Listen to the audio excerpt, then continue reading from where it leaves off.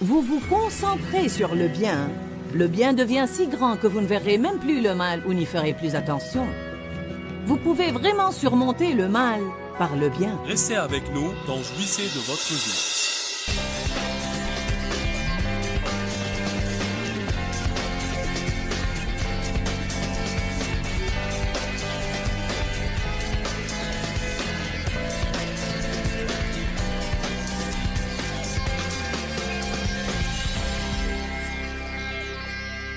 Nous pouvons avoir 50 occasions par semaine pour pardonner à quelqu'un. Amen. Alors il faut être capable de pardonner. Qui pense que nous devrions être capables de pardonner aux autres? Alléluia. Donc tout d'abord, je vais commencer par vous donner une définition du mot pardon. Il veut dire excuser une faute. Pardonner à quelqu'un. L'absoudre de payer. Quand quelqu'un vous fait du mal, n'ayez pas avec lui une attitude de « Eh bien, vous me devez quelque chose ». Vous me devez. Je parlais avec quelqu'un, on discutait d'un problème de mariage. Le couple essayait de trouver une solution. Il y avait un repentir d'un côté et il fallait du pardon de l'autre côté. Pourtant, à ce moment-là, un partenaire essayait de faire payer à l'autre son péché. Vous ne pouvez pas faire ça. Dieu seul peut vous soulager de la peine que quelqu'un d'autre vous a infligée. N'essayez pas d'encaisser de quelqu'un qui ne peut pas vous rembourser. M'entendez-vous aujourd'hui? Le pardon doit être complet. Il ne peut pas être partiel. Le dictionnaire grec Lavigne dit que pardonner veut dire renvoyer, pardonner une dette, annuler complètement. Une rémission du châtiment dû, accorder une faveur, libérer, relâcher ou lâcher prise. Et ça veut dire aussi laisser tomber ou oublier. J'aime ce que la Bible amplifiée dit. Elle dit « laisser tomber ». Je me rappelle quand Dave me le disait il y a bien des années parce que je rabâchais incessablement sur quelque chose. Je rabâchais et je rabâchais. Il me disait « peux-tu juste laisser tomber ?» et continuer. Il y a sûrement quelques personnes ici cet après-midi qui ont besoin de laisser tomber une chose. Vous devez l'enlever de votre bouche et l'effacer de votre tête et arrêter de menacer les autres avec. Vous devez prendre la décision d'arrêter d'y penser, de lâcher prise, de laisser tomber et de ne plus essayer de punir les autres. Parfois, nous essayons même de punir les autres en les excluant de nos vies. Nous sommes froids à leur égard. Si nous sommes obligés de traiter avec eux, du moins ça va être froid. La Bible nous met en garde contre une forteresse de charité froide. Satan veut construire une forteresse de charité froide.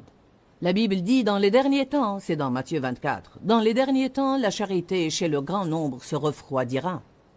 Nous devons faire attention à ça, très attention. Aussi dans Matthieu 12, 10, elle dit « Beaucoup de gens seront vexés dans les derniers temps ». Les gens sont susceptibles de nos jours, n'est-ce pas? Ils se mettent facilement en colère. C'est dû en partie au fait qu'ils sont stressés. La plupart des gens semblent être, vous savez, ils semblent être à bout de nerfs. Et si vous faites quelque chose, vous les poussez par-dessus bord. Nous devons donner aux autres plus de grâce et plus d'espace et leur permettre d'être ce qu'ils sont, c'est-à-dire des gens. Nous n'allons pas être parfaits. Nous devons avoir beaucoup de grâce pour avoir des relations les uns avec les autres. Vous devez chercher le bien dans les autres. Vous n'avez pas le droit de tout critiquer et de faire tout un plat chaque fois que vous trouvez une faute. Vous devez toujours chercher le bien dans les autres. La Bible dit « Vous surmontez le mal par le bien ». Romains 12, 21, nous surmontons le mal par le bien. Dieu m'a révélé il n'y a pas longtemps que si vous avez une relation avec quelqu'un qui a plusieurs défauts, que si en fait vous vous concentrez sur le bien devient si grand que vous ne verrez même plus le mal ou n'y ferez plus attention. Vous pouvez vraiment surmonter le mal par le bien. Certains de vous sont peut-être au bord du divorce ou sur le point de perdre une relation qui leur importe avec un fils ou un ami ou un collègue. Je vous dis aujourd'hui que si vous prenez la décision de laisser tomber certaines choses, si vous décidez que quelle que soit la chose que cette personne fait et qui vous irrite, ça pourrait être une chose que vous devez décider de vivre avec. Il est très possible que l'avantage que cette personne représente pour vous l'emporte sur l'irritation.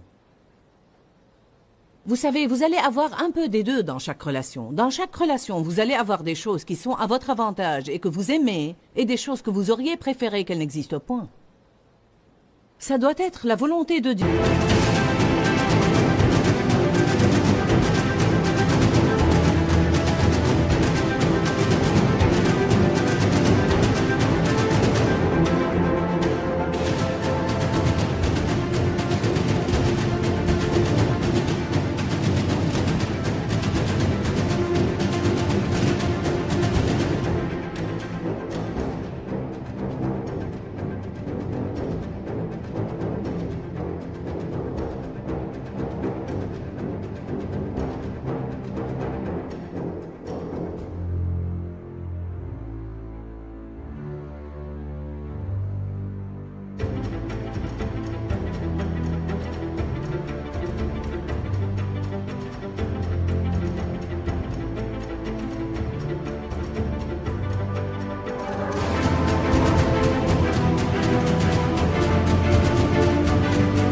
Car c'est le cas dans chaque relation, sans exception. Une personne, vous souhaitez qu'elle parle un peu plus, une autre qu'elle parle un peu moins. Une personne, vous souhaitez qu'elle soit plus courageuse, une autre, vous savez, vous souhaitez qu'elle garde ses opinions pour elle. Il paraît que tout le monde a toujours trop d'une certaine chose ou pas assez d'une autre chose. Personnellement, je suis en train d'apprendre à apprécier le bien dans les autres, à voir les avantages qu'ils représentent, et non seulement les ennuis.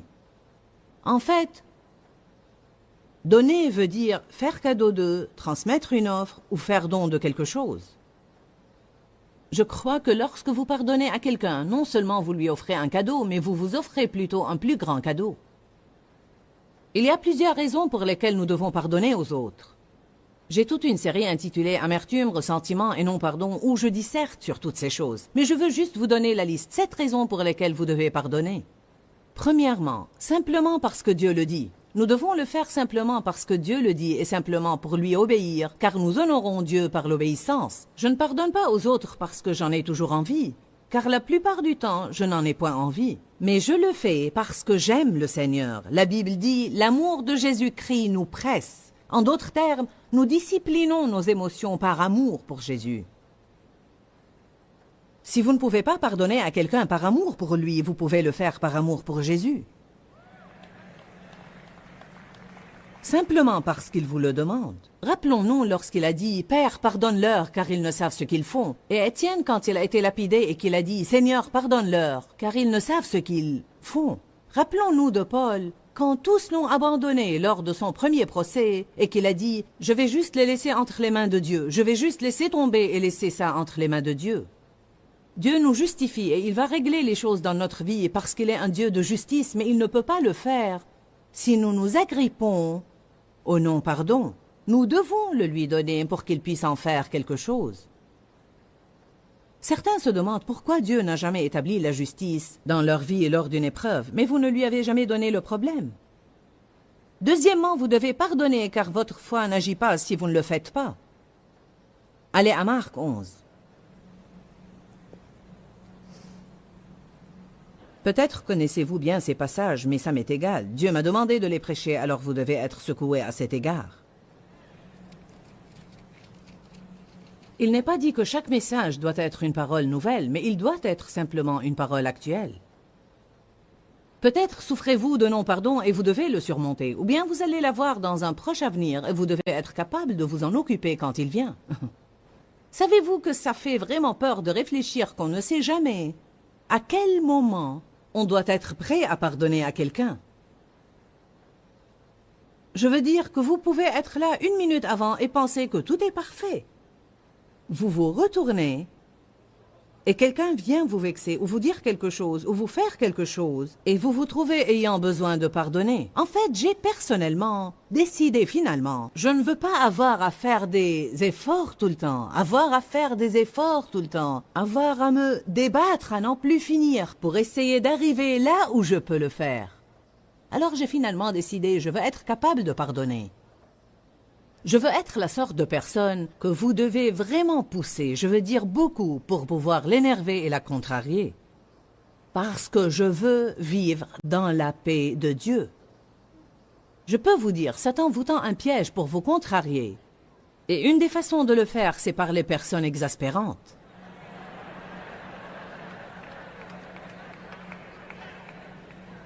Décidez de ne pas permettre aux autres de vous voler votre joie.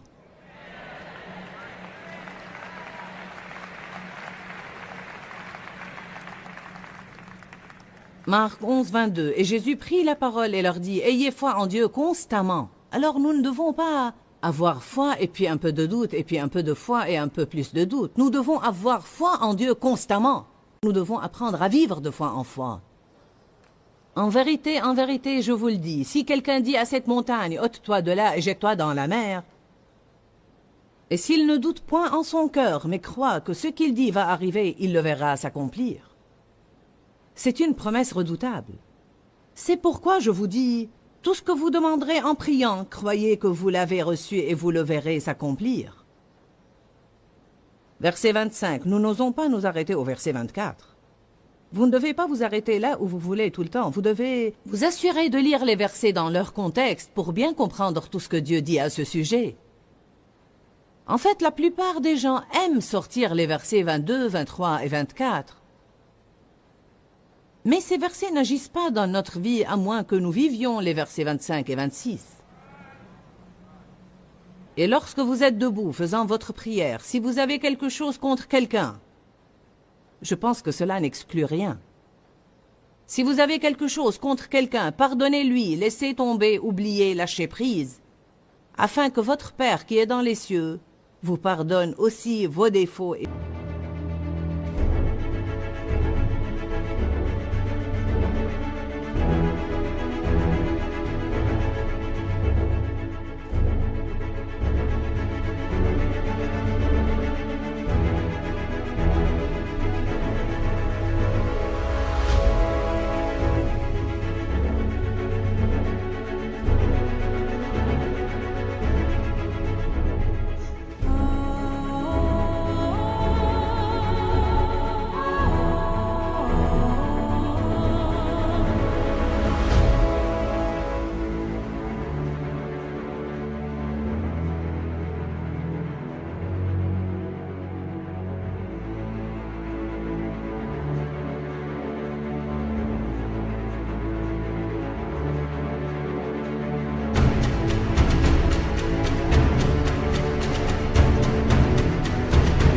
Vos faiblesses et les laisse tomber. Mais si vous ne pardonnez pas, votre Père céleste ne vous pardonnera pas non plus vos défauts et vos faiblesses. Quand il y a une chose quelconque qui me sépare de Dieu, alors ma foi ne va pas agir comme il faut parce que mon niveau de confiance n'est pas comme il faut.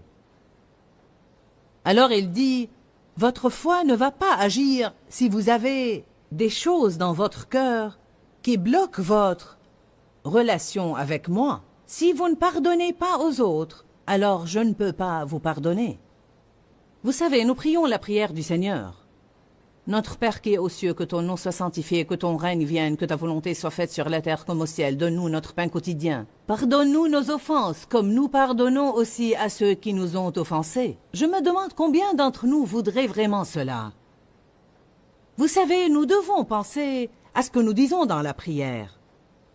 On dit, Dieu, pardonne-moi de la façon avec laquelle je pardonne aux autres. Eh bien, êtes-vous en train de pardonner aux autres d'une façon tellement généreuse que vous espérez que Dieu agisse de même avec vous? C'est ça. C'est de cette façon qu'il agit avec nous. En fait, il dit là, je peux seulement vous pardonner dans la même mesure où vous pardonnez aux autres. Vous voyez, Dieu nous pardonne, tout d'abord et avant tout. Mais d'un autre côté, il s'attend à ce que nous donnions tout ce qu'il nous donne. Et quand on le fait, il nous donne davantage.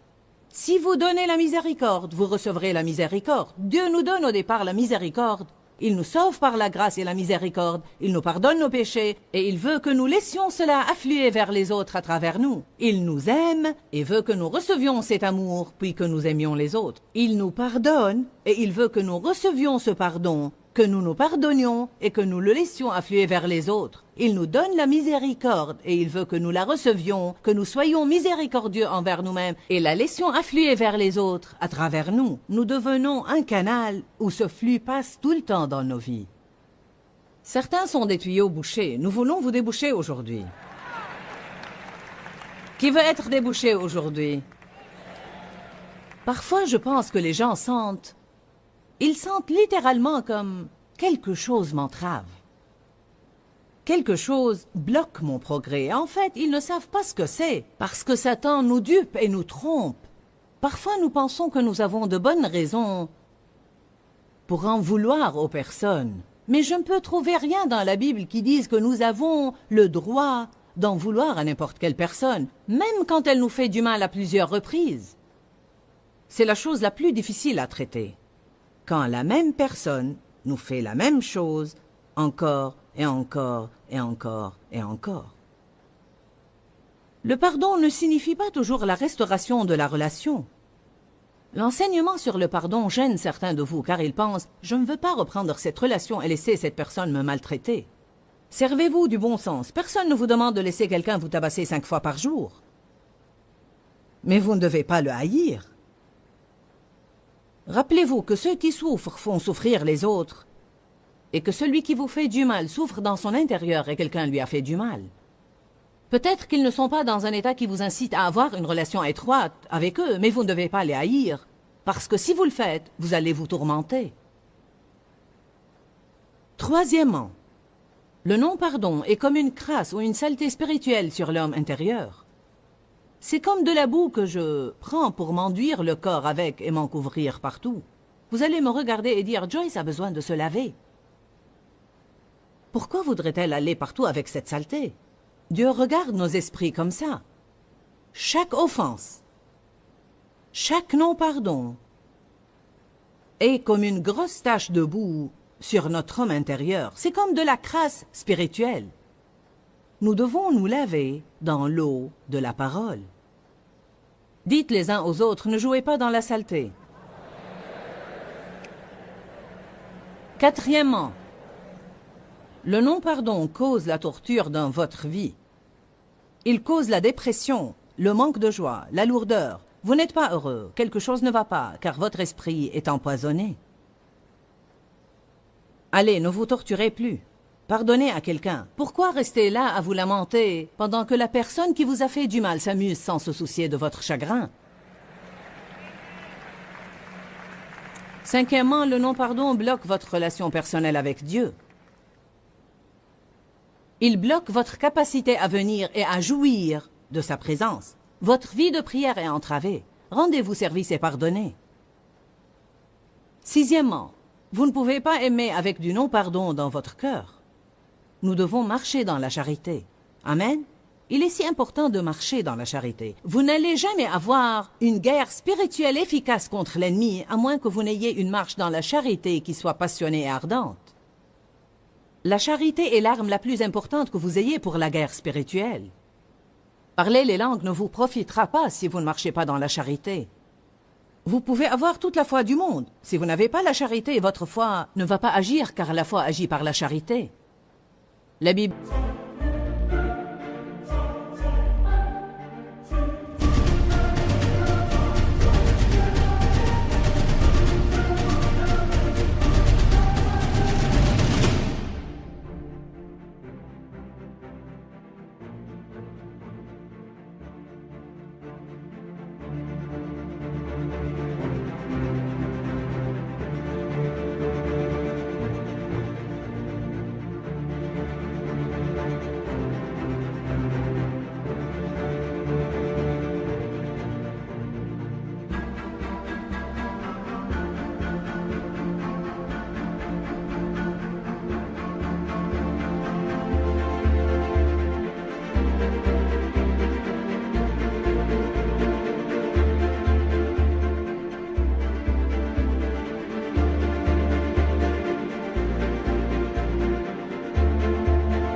Par-dessus ces choses, revêtez-vous de la charité.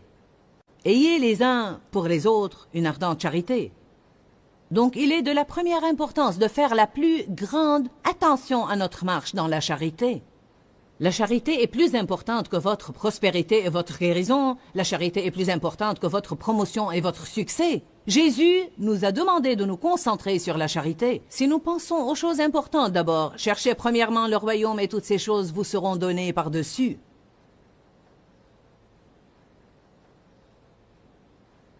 Jésus a dit, je vous donne un commandement nouveau, aimez-vous les uns les autres. Et la charité pardonne. La charité tient compte des défauts et des faiblesses des autres. Vous qui êtes spirituels, dit Galates chapitre 6, sachez comment redresser les personnes qui ont succombé à cause de leurs faiblesses. Septièmement, vous ouvrez une grande porte au diable quand vous restez dans le non-pardon. Lisons 2 passages rapidement. Allez à Éphésiens chapitre 4.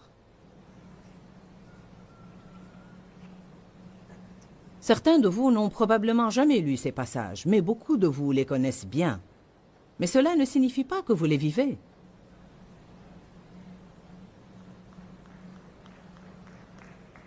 Il est possible que vous soyez venu à l'église aujourd'hui avec quelqu'un avec qui vous êtes fâché. En fait, vous seriez étonné si vous pouviez voir combien de personnes présentes dans cette salle aujourd'hui pour essayer de recevoir des miracles, des bénédictions, des guérisons et des percées de Dieu sont assises là avec une sorte d'amertume, de ressentiment, de non-pardon ou quelque sorte d'offense dans leur cœur. Vous seriez vraiment étonné.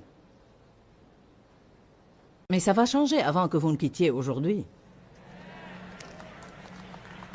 Éphésiens 4, 26 dit, « Si vous vous mettez en colère, ne péchez point. » Donc, peut-être allez-vous penser, « Comment pourrais-je me mettre en colère et ne point pécher ?» La colère n'est pas un péché par elle-même. L'émotion de la colère nous fait savoir que nous avons été maltraités, à moins qu'elle ne soit déséquilibrée. Certains se mettent en colère pour des riens.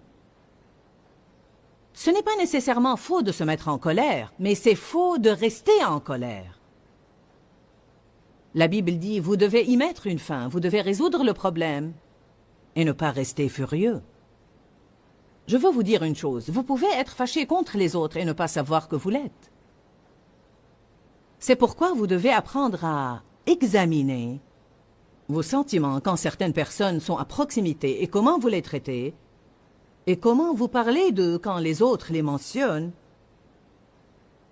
Car si quelqu'un mentionne telle sœur devant vous et dit « Savez-vous que telle sœur a eu, vous savez, une promotion au travail? N'est-ce pas formidable ?» Vous trouvez cette chose aigre à l'intérieur de vous et vous dites « Si vous saviez ce que je sais, vous ne penseriez pas que c'est aussi formidable. »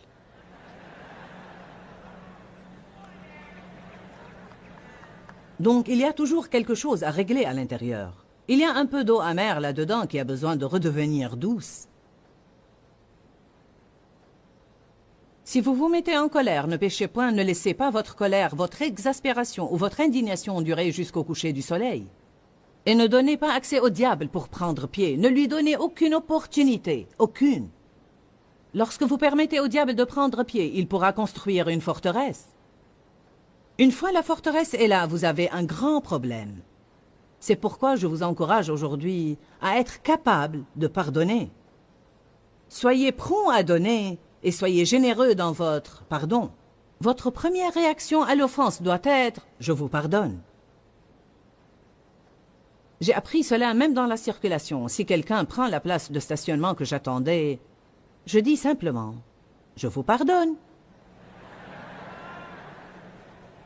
Amen. Ou bien si quelqu'un tempête contre vous sur l'autoroute lorsque vous faites une faute, je vous pardonne. Je ne vais pas laisser ces futilités m'empoisonner. 2 Corinthiens chapitre 2. Certains de vous peuvent fermer quelques portes au diable aujourd'hui en décidant de pardonner. Vous pouvez fermer la porte à quelques tourments dans votre vie en décidant de pardonner.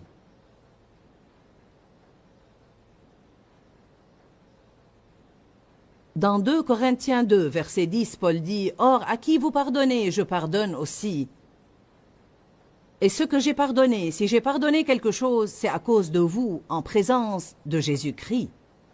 Verset 11. Et je l'ai fait afin de ne pas laisser à Satan l'avantage sur nous, car nous n'ignorons pas ses desseins. Que signifie ça? Il dit, je sais comment Satan agit. Nous n'avons pas à lutter contre la chair et le sang. Satan agit à travers les autres. Sa cible principale va à travers les autres. Il attaque votre esprit, c'est le champ de bataille, et il agit à travers les autres. Paul a dit, nous n'ignorons pas les desseins de Satan, alors nous n'allons pas le laisser les accomplir. Nous allons agir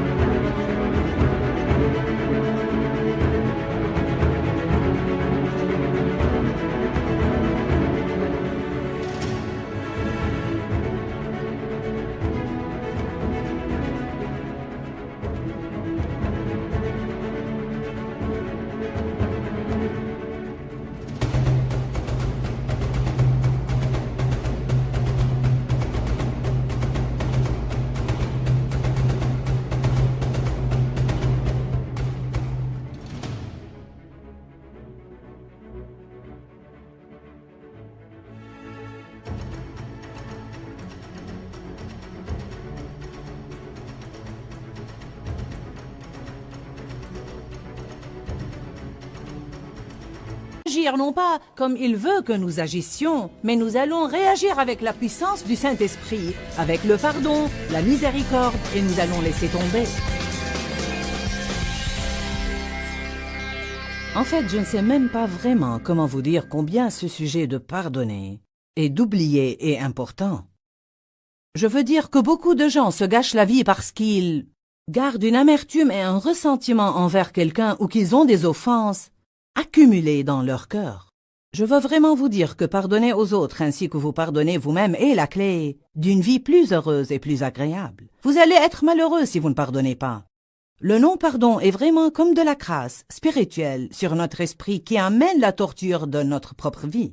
En plus, le non-pardon ouvre la porte au diable. De nombreuses fois, nous faisons entrer l'ennemi dans notre vie à travers le non-pardon. Quelles sont les raisons pour lesquelles nous devons pardonner? Simplement parce que Dieu le dit. Votre foi n'agira pas si vous ne pardonnez pas. Le non-pardon est comme une crasse ou une saleté spirituelle sur notre homme intérieur. Le non-pardon cause une torture dans votre vie. Vous ne pouvez pas aimer avec un non-pardon dans votre cœur. Et notre marche dans la charité est si importante. Le non-pardon bloque votre relation personnelle avec Dieu. Je crois qu'il est très difficile de jouir de la présence de Dieu si votre vie est pleine de non-pardon. Vous ouvrez la porte au diable quand vous restez dans le non-pardon. Je veux vraiment vous encourager à étudier la parole à cet égard et faire tout ce que vous pouvez pour ne pas permettre à cette amertume et à ce non-pardon de rester dans votre vie. Rappelez-vous que nous vous aimons et que nous nous soucions de votre bien-être. Et je crois que Jésus est mort pour que vous jouissiez de chaque jour de votre vie. Et je veux que vous preniez la décision de ne plus laisser Satan vous voler votre joie. Que Dieu vous bénisse. Pourquoi, Seigneur, pourquoi? Dans ce livret, Joyce Meyer nous enseigne à travers la parole comment être délivré de la confusion. Pour obtenir ce livret gratuitement, écrivez-nous à Joyce Meyer, boîte postale 40095-6300, Larnaca, Chypre. Ou bien visitez notre site web www.joycemeyer.org/fr.